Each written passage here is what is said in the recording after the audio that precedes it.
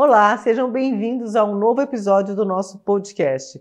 Sou a doutora Adriana de Góes, ginecologista obstetra, especialista em reprodução assistida, e hoje tenho o privilégio de conversar com o Dr. Luiz Pimentel, advogado, especialista em bioética e em reprodução assistida, e vamos falar muito sobre cessão temporária de útero. Bem-vindo, obrigada por aceitar o convite, doutor Luiz. Olá, doutor, obrigado pela atenção, obrigado pelo convite.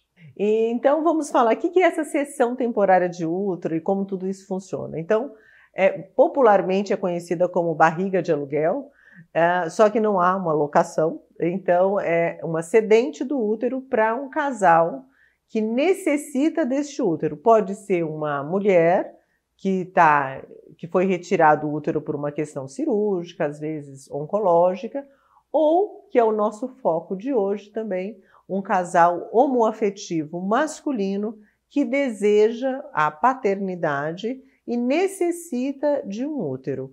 Então, como tudo isso funciona? Então, como esse casal pode ter essa cedente do útero, já que não tem útero, temos aí os espermatozoides, a gente precisa de um banco de gametas ou de uma doação de óvulos e também da cedente do útero. Vamos falar então sobre essa questão, essa abordagem e esclarecendo as dúvidas mais comuns nos casais que nos procuram. Doutor Luiz, conta um pouco para a gente como foi essa sua formação profissional e esse caminhar até a reprodução assistida. Doutora, na realidade é muito interessante a gente falar sobre reprodução humana assistida e como que funciona todo esse ecossistema, que é exatamente do que nós vamos falar. Eu entrei na reprodução humana assistida, eu particularmente não tinha a menor noção do que era todo esse processo, tanto que eu levei tempo até aceitar a condição de paciente para estar utilizando as técnicas de reprodução humana. E eu me recordo muito bem que assim, a gente ficava com muita dúvida e muita insegurança, mesmo tendo toda a orientação necessária para aquilo.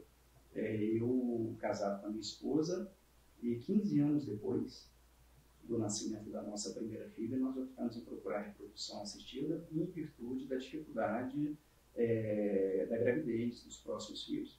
E nesse momento, quando eu estava passando pela reprodução humana com o paciente, eu também estava me especializando nessa área. E eu tive a oportunidade de ter contato com a bioética, com a reprodução humana, com todo esse processo de como que funcionava. E o meu processo foi um processo muito tranquilo. Nós fizemos um ciclo só. Uhum. E eu me perguntava, nossa, mas foi muito rápido, né? E eu costumo brincar, existe sim a possibilidade, ela é grande, de que tudo aconteça no primeiro ciclo. Cada paciente é um caso, cada paciente vai ter uma resposta biológica diferente. Então, o meu aperfeiçoamento dentro da reprodução humana medicamente assistida, ele não se deu especificamente pelo meu caso, mas eu já tive a oportunidade de fazer tudo de forma muito laboratorial. O que me levou a percorrer esse caminho e aperfeiçoar o entendimento foi a curiosidade das pessoas que vinham me perguntar. E eu, como advogado, como operador do direito, eu me via muito limitado com aquilo. E aí eu fui estudar. Tanto é que, na conclusão do meu curso, eu trabalho na área jurídica dentro de uma área extremamente contratual, uma área muito pesada. E o meu coordenador me orientou, ele falou, não, eu não quero que você passe, já que você está passando pela reprodução humana, eu quero que você procure aprofundar nessa matéria e faça a conclusão para nós. E aí as coisas foram caminhando, tudo. E eu tiro isso muito como exemplo, porque apesar de ser um universo reduzido, o universo da reprodução humana tem algumas limitações para que a gente entre dentro desse ecossistema, a reprodução humana ela precisa de muita atenção, de muito cuidado e de um apoio jurídico, emocional, multidisciplinar e médico muito forte.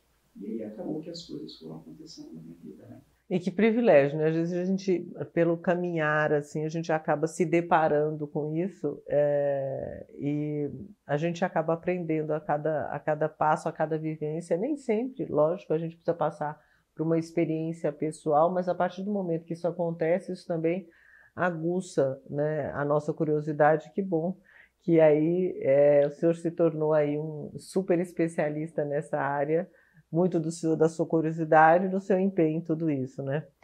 A cessão temporária de útero, então, a gente vai pensar numa situação diferente, né?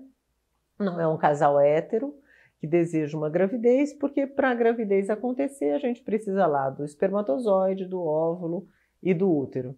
No caso de uma cessão temporária de útero, que é o nosso foco do casal homoafetivo masculino, a gente tem espermatozoide, a gente precisa do útero e também do óvulo. Pela legislação brasileira, a cessão temporária de útero não pode ser remunerada, né? Em outros países, muitas vezes os casais buscam realizar esse procedimento nos Estados Unidos, alguns países da Ásia também, que viabilizam a remuneração da cedente do útero para isso. Então, aqui no Brasil, a gente não pode remunerar, é preciso ser um familiar de até 4º grau ou alguém que seja autorizado por meios jurídicos que possa ceder esse útero, caso que a gente precisa de autorização do conselho. Em relação aos óvulos, pode ser familiar de até 4º grau, então irmã, mãe, prima, tia, ou também de um banco de óvulos. Então, a gente focando nessa questão da cessão, fala para a gente um pouco das peculiaridades jurídicas do processo de cessão temporária de útero no casal homoafetivo masculino. Doutora, nós vamos estar falando especificamente sobre essa cessão temporária para casais homoafetivos masculinos. Eu vejo muita dúvida recorrente no escritório com relação a isso, e eu ainda vejo muitas inseguranças e muitas críticas com relação a esse processo. Na realidade, eu confio muito no Conselho Federal de Medicina quando ele edita as resoluções e ele tem muita rapidez em corresponder ao que está acontecendo na sociedade. A gente precisa entender que quem criou essa situação da reprodução humana não foi o Conselho Federal de Medicina. Apesar de existir uma lacuna jurídica grande, relativamente grande dentro desse processo todo, mas eu sempre friso que, apesar dessa lacuna, a reprodução humana medicamente assistida, ela não é um território sem lei. Então, quando a gente fala de casais homoafetivos, nós precisamos começar a falar onde? No texto constitucional, que é a Carta Magna que vai reger toda a sociedade brasileira. Então, lá no artigo 226 da Constituição, ela já traz uma tutela jurídica para a família. Ela faz um texto, é muito claro que o Estado tem por obrigação proteger a família. Tá, ela tem por obrigação proteger a família. Será que a gente consegue? Então, quando a gente fala dessas particularidades da reprodução humana, a gente cai na questão social.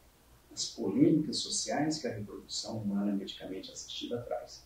Em 2011, a Suprema Corte ela fez um julgamento histórico em que, dos 11 ministros, 10 votaram. Um não votou porque estava ausente nesse julgamento histórico. E, por unanimidade, eles determinaram que as uniões homoafetivas elas teriam o mesmo tratamento que qualquer núcleo familiar existente no Brasil. A partir disso mudou muita coisa, porque as repercussões da legalidade dessas relações, ela trouxe repercussões na área patrimonial, na área previdenciária, adoção, filiação, e é muito importante que a gente entenda como que aquele advogado que fez a defesa naquele momento, que hoje é o ministro do Supremo Tribunal Federal, ele começou a defesa dessa situação, dessa arguição também, defendendo o afeto. Porque o afeto ele é o elemento mais fundamental que existe em qualquer núcleo familiar. Ele, sim, é o elemento que precisa ser protegido e tutelado.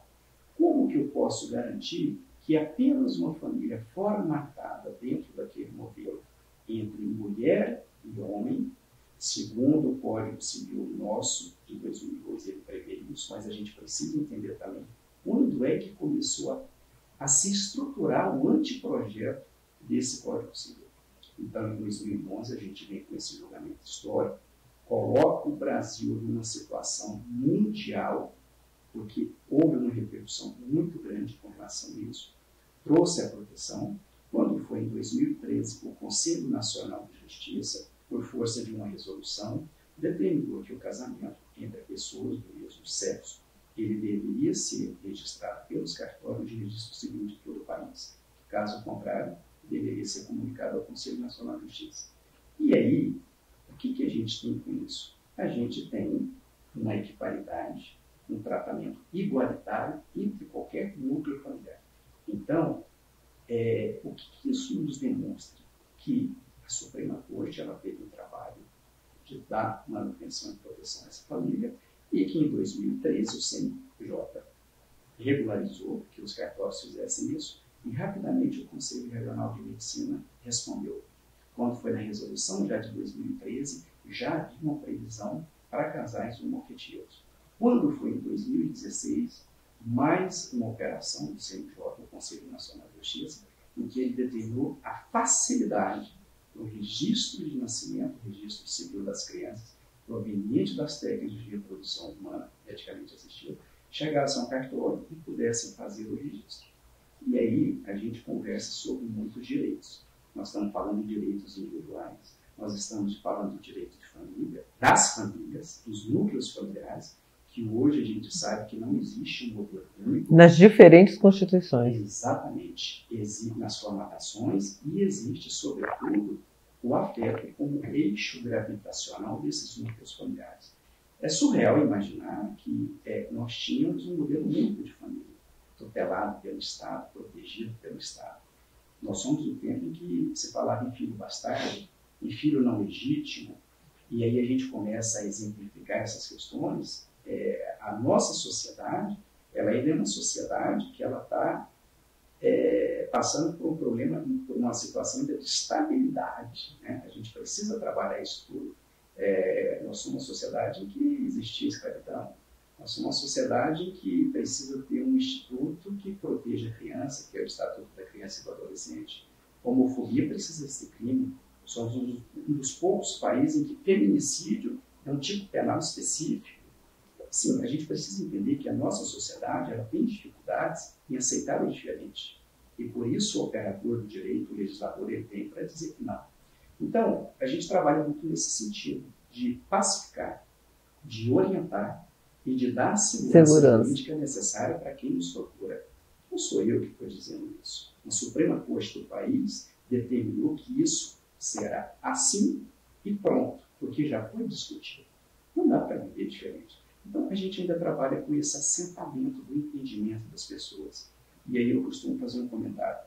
Quando eu respeito e concordo com a velocidade com que o Conselho Federal de Medicina trabalha, ele está limitando o ato médico.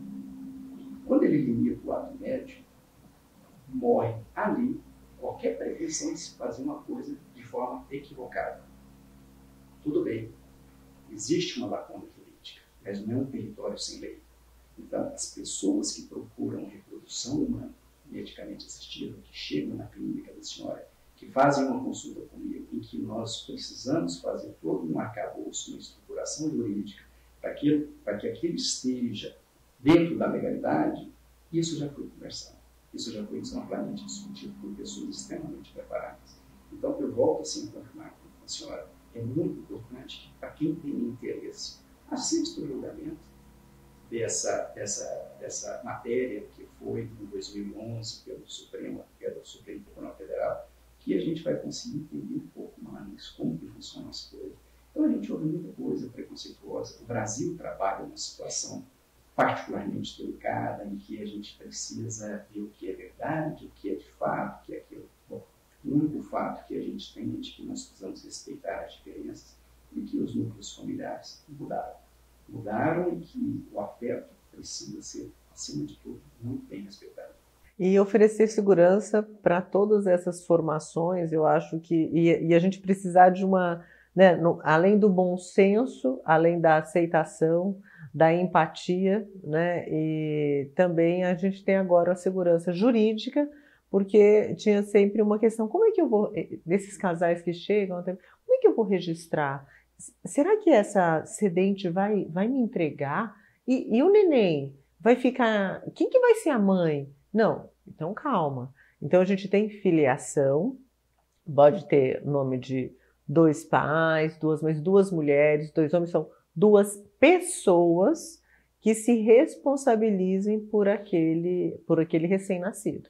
E ponto. Isso já não se fala mais, mas a gente precisa de todo esse respaldo jurídico para isso. Doutora, o gênero deixou de ser um pré-requisito para a filiação.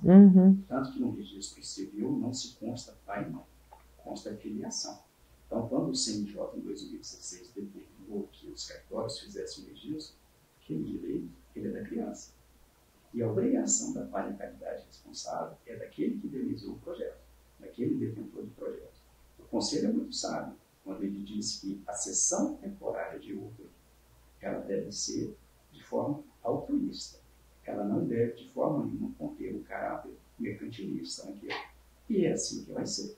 Então, a gente precisa trabalhar com essa realidade de segurança jurídica. O direito de ser registrado é da criança. Ele não é meu, ele não é da senhora, e ele não é de quem discorda daquela ideia. Nós não vivemos, a gente precisa entender que casamento religioso é diferente de casamento civil. Mesmo porque não está na pauta da nossa conversa hoje especificamente, mas dentro da reprodução humana existe o projeto solo. Não é? Então a gente precisa entender isso. Todas essas formações. Normalmente, para essa cessão temporária de útero, já há uma formalização no Conselho Federal de Medicina a respeito de que pode ser familiar e que a gente, é lógico, mesmo sendo um familiar de até 4º grau, então mãe, tia, prima, até prima pode ser, não, normalmente é a irmã ou a prima, porque as pessoas mais velhas não têm essa saúde toda e a segurança de gestar sem o impacto na sua própria saúde. Então, é necessário ter uma saúde clinicamente testada para poder gestar. E em casos onde não há este familiar para ceder o útero, é necessário um parecer do Conselho Federal de Medicina para autorizar essa cedente. Fala um pouco para a gente sobre essa peculiaridade de formalizar esse não familiar a ceder o útero. Doutora, nós não estamos tratando especificamente do gênero de quem pretende passar por esse processo de reprodução, onde será utilizada a técnica. Quando eu falo a utilização dessa técnica, é porque, naturalmente, existem outras técnicas a serem utilizadas. Quando a gente fala sobre a questão da utilização da técnica de cessão temporária, primordialmente eu vou isolar a questão do gênero, seja ele um casal masculino ou um casal feminino. O Conselho Federal de Medicina, ele determinou por meio da última resolução, e ele vem evoluindo essas situações, a aceitação exatamente do que eu falei anteriormente.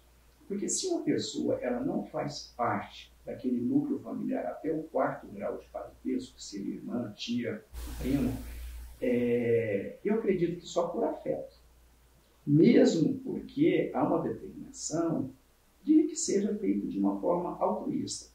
Eu não imagino que uma pessoa que não desenvolva um afeto por aquele casal ou por aquela pessoa que deseja utilizar dessa técnica, ela vai fazer isso. Então, o conselho ele determina, né, que seja daquela forma ou que seja pelo vínculo sanguíneo, o grau de parentesco.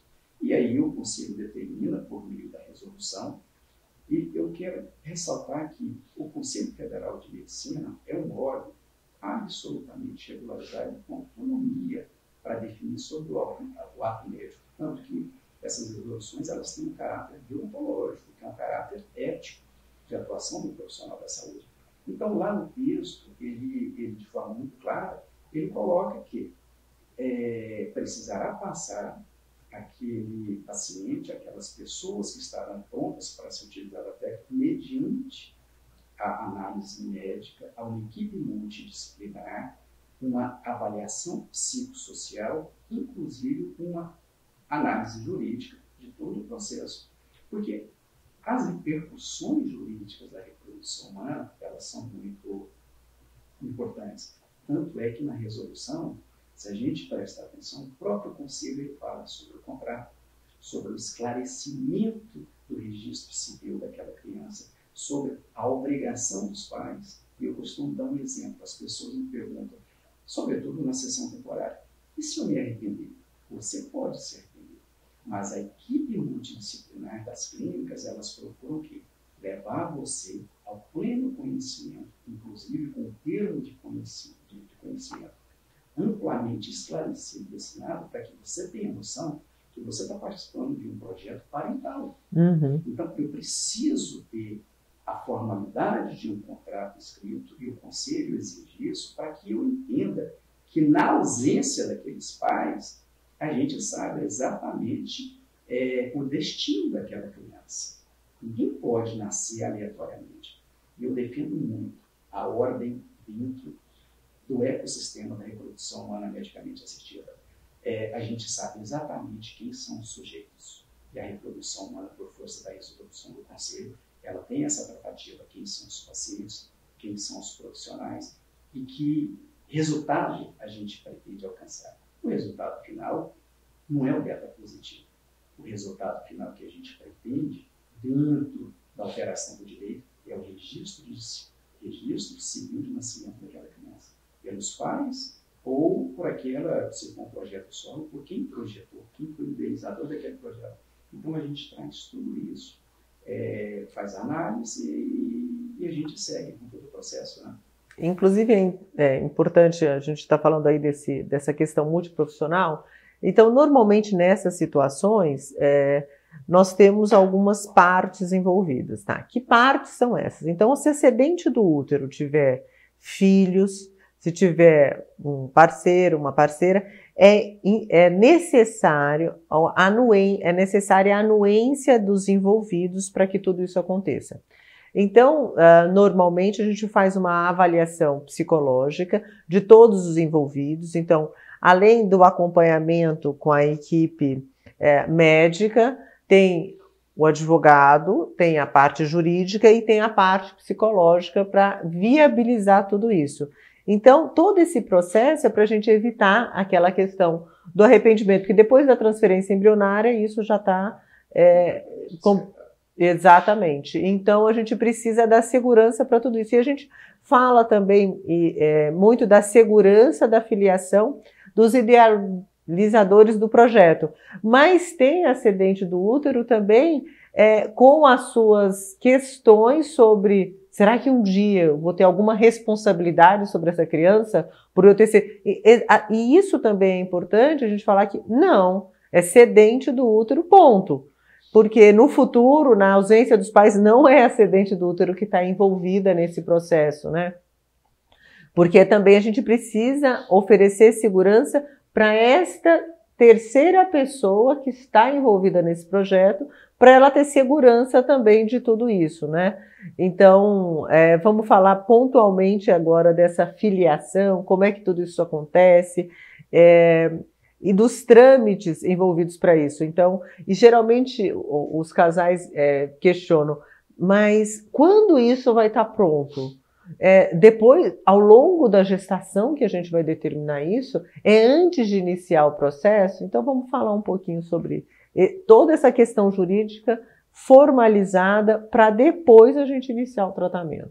Então, doutora, quando a senhora me questiona com relação à questão da segurança jurídica, nós precisamos estar muito atentos. E a própria resolução do Conselho, ela faz vários apontamentos sobre a necessidade de um acompanhamento jurídico. Então, na resolução, quando ela fala da sessão temporária, ela fala das orientações com relação ao registro civil de nascimento, com relação ao compromisso entre os contratantes do serviço de reprodução humana assistida. Então, isso são todos elementos, institutos jurídicos que precisam sim da orientação do advogado. Até mesmo porque os participantes de todo o processo, eles precisam entender que há sim uma legalidade naquilo, que há sim uma segurança jurídica muito forte. Por quê? Ali nós estamos tratando e a gente precisa entender que a segurança se faz necessária para todos os sujeitos daquele ecossistema. Nós precisamos garantir a segurança jurídica da clínica, nós precisamos garantir a segurança jurídica da compra de um material, seja um sêmen, seja um óvulo. A gente precisa garantir a segurança jurídica do médico, profissional que vai estar atuando ali, da equipe que vai fazer a avaliação biopsicossocial, daquela família que vai estar ali dentro daquele projeto.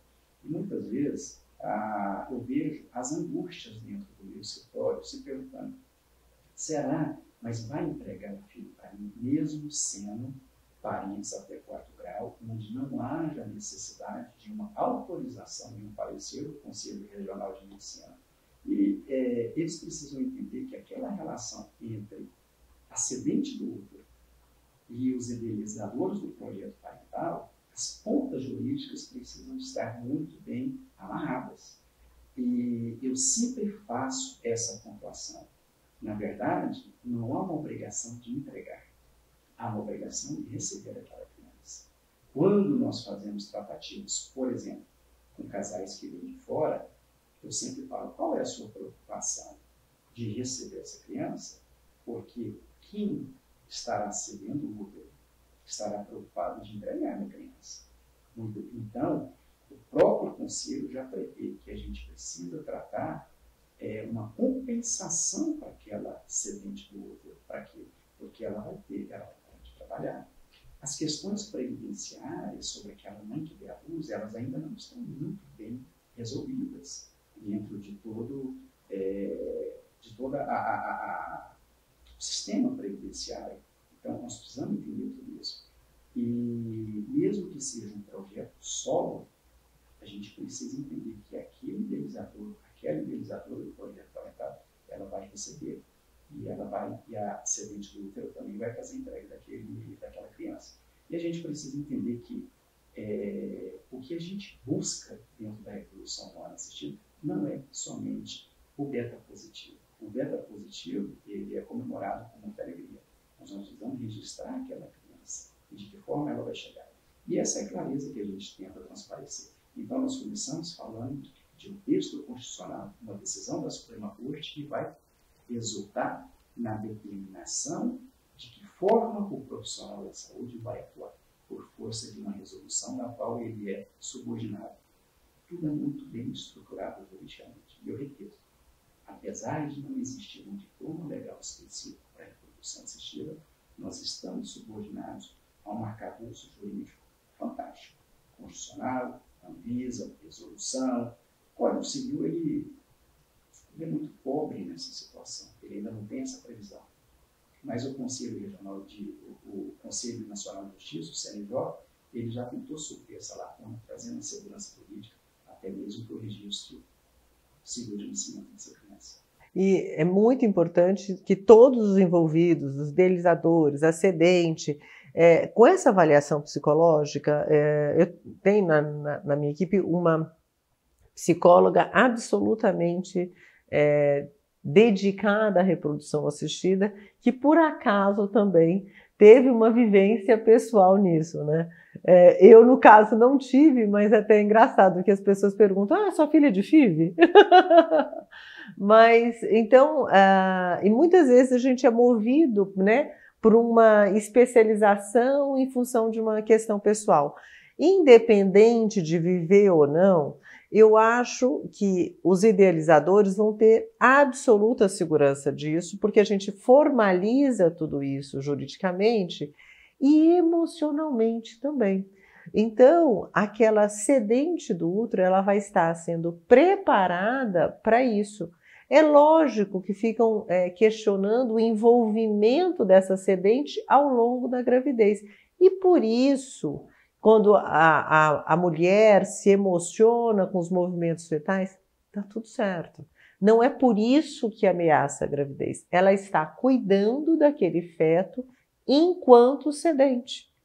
Então, e uma coisa importante é que às vezes fala assim, mas eu não vou estar ao lado, eu não vou estar, não vou ter controle dessa situação. Então, independente de ser um casal hétero ou homo, quem cede esse útero não está sob o controle de outra pessoa, a não ser dela mesma.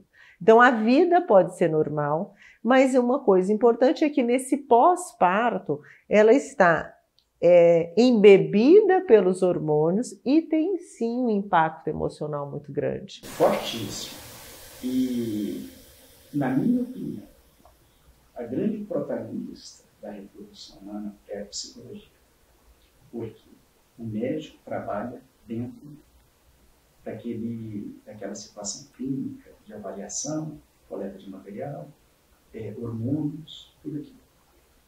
O advogado trabalha dentro do contrato, amarrando as pontas jurídicas, trazendo entendimento, sobretudo a segurança, para quem idealiza esse projeto.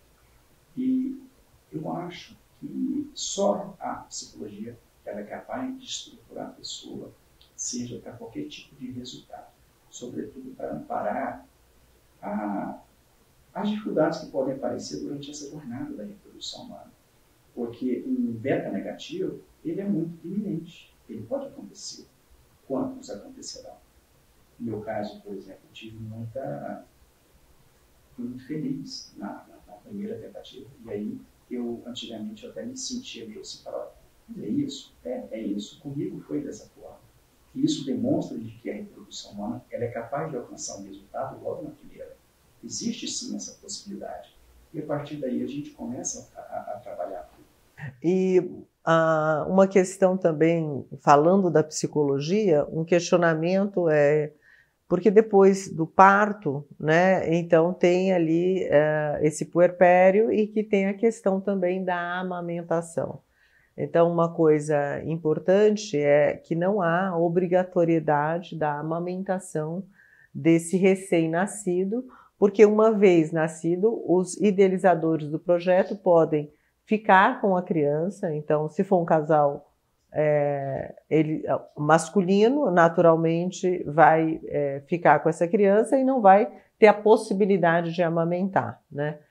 Então, não tem essa questão. Isso é um ponto importante, porque existe muito uma questão da amamentação, do vínculo afetivo e de tudo isso, mas é possível a gente viabilizar de outra forma e também dar suporte a essa parturiente sobre o bloqueio dessa amamentação, ou fundamentar a parte emocional com esse suporte nesse pós-parto, e assim fica tudo muito tranquilo, né? Tanto a gente formaliza isso, tanto da parte jurídica, quanto da parte médica, quanto da parte psicológica, e tudo simplesmente flui. Então é possível fluir sem esse sofrimento todo, né? Doutora, é muito possível fluir, mas é muito possível também estar preparado para qualquer adversidade durante o processo.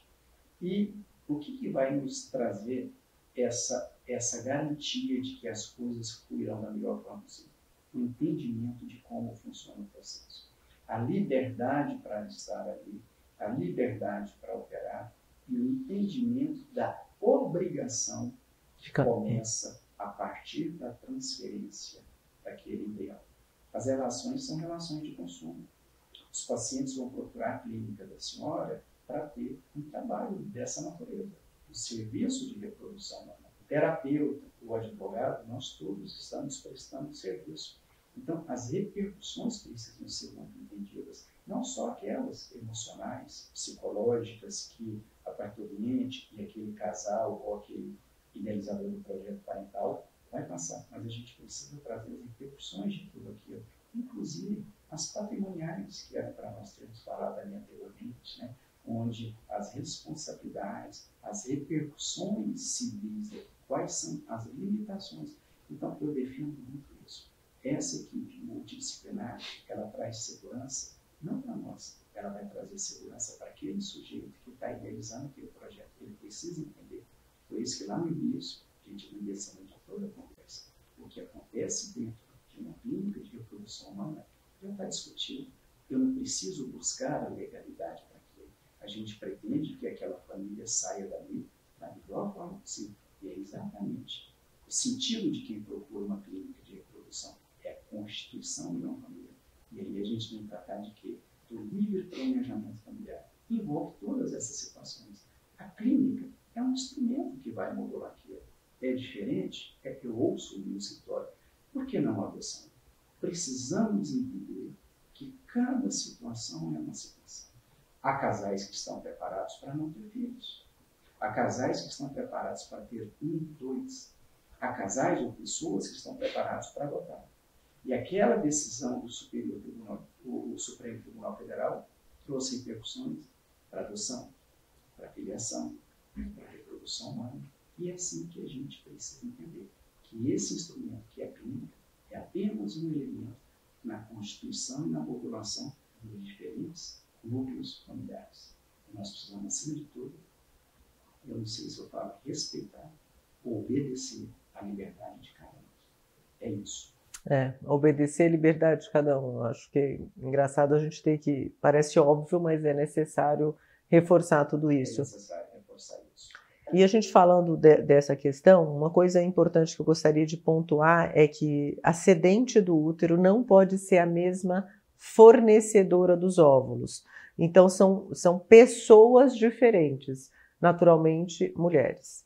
Então, a gente pode buscar a cedente do útero dentro da família e se por acaso a cedente dos óvulos, a doadora de óvulos, for também da família, é uma outra pessoa.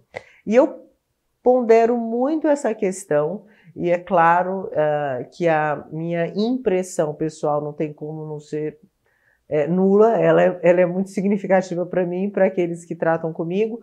A importância de que a doadora de óvulos tem esse patrimônio genético que, confesso que cada vez mais ele se torna menos representativo no ser humano. Então, nós somos 20% a 30% no máximo de um resultado genético e o restante todo é do ambiente, da epigenética, de outras coisas muito maiores do que a combinação de letrinhas do gene.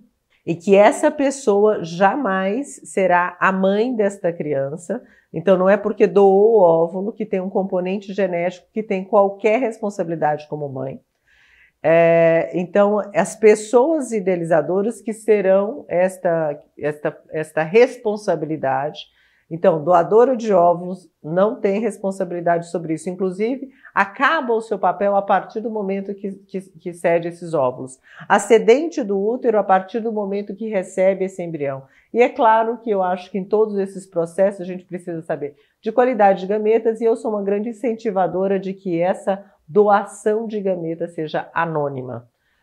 Por maior que seja o vínculo, porque eu penso a longo prazo nas questões emocionais desenvolvidos e às vezes tem muito essa questão de ter, eu sou um pouco mãe. Não, não é mãe. Então, o fato de ter cedido o material genético, seja para um banco de gametas ou para uma constituição familiar dessa forma, eu acho que isso precisa ser muito claro para os envolvidos. Então, os idealizadores que são os absolutamente responsáveis sobre isso. O que eu percebo, doutora, que a tentativa e o Conselho Federal de Medicina, ele pensa dessa forma e ele edita uma resolução com essa determinação até o 4º grau.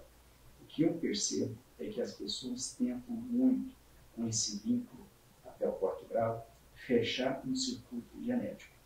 E aí eu não posso, não quero ser repetitivo, eu quero ser reafirmativo. Quando a gente busca lá no STF, nós estamos construindo o valor jurídico do afeto. E o valor jurídico do afeto é diferente da verdade biológica. Então, são coisas distintas. Quando uma família ela busca o entendimento de como funciona o processo por meio de uma clínica, ela precisa entender que aquilo não é uma criação do Luiz, não é uma criação da doutora. A verdade genética ela está ficando cada vez mais aquém, na verdade, afetiva. E as famílias elas tentam fechar esse circuito. Eu entendo que é menos uma questão para ser trabalhada, porque doar um óvulo, doar um material genético de forma segura, responsável, por meio de um serviço responsável, é sobretudo um ato de amor. Então, a gente precisa abrir essas distinções e trazer segurança. A senhora está corretíssima. Mãe, pai, filiação, tem pouco a ver. Mesmo porque a nossa Corte Superior ela já determinou a filiação socioafetiva. Então, só entende que quando a gente vai caminhando nessa nossa conversa, não tem ponta solta de filiação. Não tem ponta solta dentro da clínica de reprodução humana. Eu sou muito questionado sobre isso, a senhora é muito questionada, e a gente vem com um rigor jurídico tão grande, explicando tudo isso. Nunca fiz um processo, eu tenho certeza que a senhora nunca fez um processo com ponta solta. Não existe isso dentro desse processo todo, né? E mesmo que exista algumas coisas para serem evoluídas, eu tenho certeza, porque a biotecnologia trabalha com muita rapidez, nós chegaremos a um resultado que dê segurança para todos. Não existe aventureiro por aqui. E muito importante que a gente tem o fato de ser multiprofissional, o meu olhar é diferente do seu e é diferente de todos os outros, então a gente consegue não deixar a ponta solta, porque a gente consegue olhar por diversos ângulos e dar segurança a todo esse processo. Doutora, e o mais importante, eu diria até o mais bonito disso tudo, é que essa equipe multidisciplinar, ela está voltada para um olhar naquele paciente que busca a clínica, para aquele atendimento. E eu ressalto uma outra situação muito importante, juridicamente amparada pela resolução de vocês. Existe a objeção de consciência. E a gente pode entender que aquele não é o momento daquele projeto. Olha, eu não vou me aventurar por essa seara, por esse caminho. A gente orienta, ninguém fecha a porta, ninguém faz algo que contradiga tudo aquilo. Mas existe essa proteção também, para que a gente entenda. Não é qualquer coisa que é feita. Então, gente, eu acho que a gente abordou esse tema tão amplo, polêmico, para oferecer segurança sobre tudo isso. Se vocês tiverem alguma dúvida, a gente ainda pode complementar e quem sabe no próximo episódio, né? Mas vamos lá, doutor Luiz. Em primeiro lugar, eu quero te agradecer muito por ter compartilhado todo o seu conhecimento sobre esse assunto tão polêmico. E eu gostaria que você finalizasse com algumas ponderações dessa jornada, né? Desses idealizadores, desses projetos, dessas novas formações familiares. Doutora, gente. Eu tenho muito a agradecer também sobre, eu acho que foi um bate-papo gostoso, a gente conversar, fazer essa tentativa, mas é um bate-papo muito fundamentado juridicamente. A gente procura traduzir da melhor forma possível para quem está nos procurando, para quem está nos ouvindo. Então, a síntese disso tudo, eu dou muito meu exemplo, sempre procurar um serviço de excelência em reprodução humana medicamente assistida, procurar um bom profissional, buscar empatia com aquele serviço, ter um entendimento sobre tudo aquilo que vai acontecer. Isso é básico. Mas eu acho que a função principal nossa aqui hoje é trazer a mais absoluta segurança para esses projetos familiares. E apesar do tema que nós estamos tratando, que é a reprodução humana, pela utilização da técnica de cessão temporária de útero por casais homoafetivos masculinos, nós procuramos deixar de lado o gênero, porque o gênero ele tem que estar cada vez mais afastado dessas exigências. Aliás, não há nem exigência para isso. Então, essa segurança ela existe, as clínicas estão muito bem estruturadas, o Brasil tem se estruturado de uma forma muito boa para a proteção do núcleo familiar, independente da formatação. E a gente entende que hoje os núcleos familiares eles precisam de, sobretudo, afeto para se estruturarem e para terem respeito e serem respeitados. Eu acho que fundamentalmente é isso que a gente fica feliz em passar para essas famílias.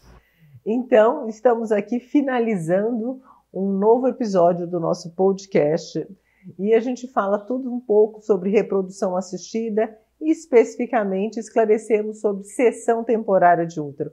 Um assunto controverso, polêmico, mas que agora vocês assistindo absolutamente seguro. Dr. Luiz dividiu aí seus conhecimentos sobre este assunto no aspecto jurídico e fomos nesse bate-papo leve e gostoso.